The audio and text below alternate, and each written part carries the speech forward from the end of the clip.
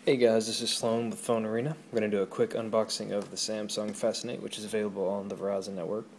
It actually comes with a sleeve over the box, but I already had the liberty of taking that off because I'm one-handed here, having to hold a camera. So let's go on and wiggle the box off here if I can. When you first open up the box, phone is front and center, which is what everybody wants to see. So you just pop it out, take a look, and we'll ignore that for now because we're going to come back to it. In the box, underneath the sleeve, you have the actual tips, hints, and shortcuts manual, which is also going to have your warranty information, anything you need related to the phone. You have a micro USB cable, which is going to be used for charging and syncing media files, anything that you need to put onto the device that you can't do wirelessly. Here's the USB cable that will do that job. Here's the charger. The USB cable actually plugs into the side of the charger, which is pretty standard these days. There's still a couple manufacturers that make dedicated blocks with USB, but getting pretty popular now that the chargers actually have USB plug in them. In the retail box, there very well may be more than what is in this review unit. However, that's all there is to it on mine. Nothing special. So let's get this out of the way and do a quick rundown on the phone.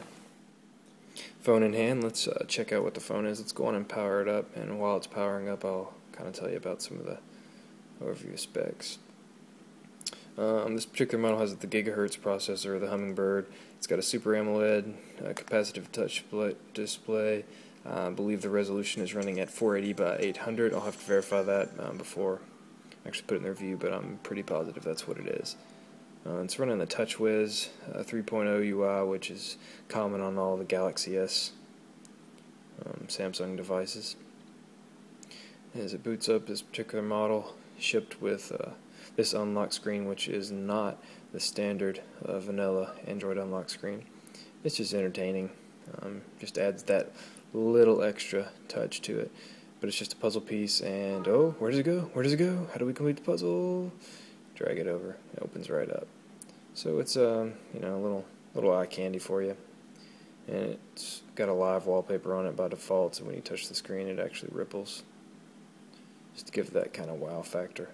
Most people probably turn that off. It can affect battery life, not dramatically, but me, I just can't stand to see my screen moving all the time. So it's just all a personal preference, though. As you can see, it does have the TouchWiz interface on it. If you're familiar with that, the TouchWiz is it's pretty easy to use. A lot of people don't seem to like it very much, but it's straightforward.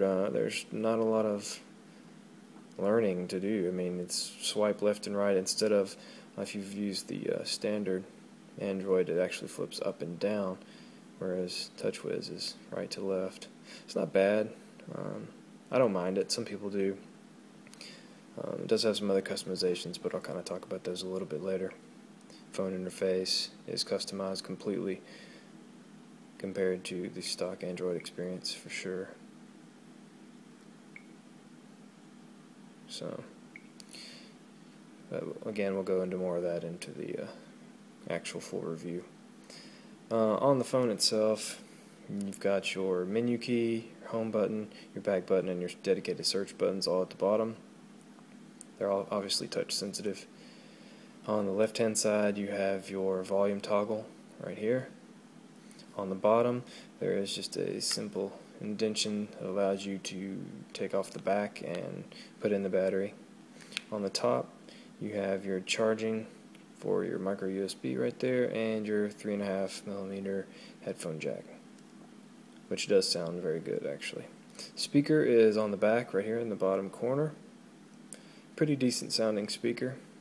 Again, wait for the review, but pretty decent. And you've got the 5-megapixel camera with flash right here. One thing to note that is missing is there's no dedicated camera key, which is a big turnoff for some. Me, for instance, I'm a really heavy camera user, and I don't necessarily like holding the screen down, touching and releasing to take pictures. I like a dedicated camera button to make it feel more like a camera, but that's a bit nitpicky. May not bother a lot of people. So Simple as that. There is your Samsung Fascinate from all angles, and we'll check out the review here in just a little bit. Hope you enjoyed it. We'll catch you later. Again, this is Sloan from Phone Arena, and this is the Samsung Fascinate.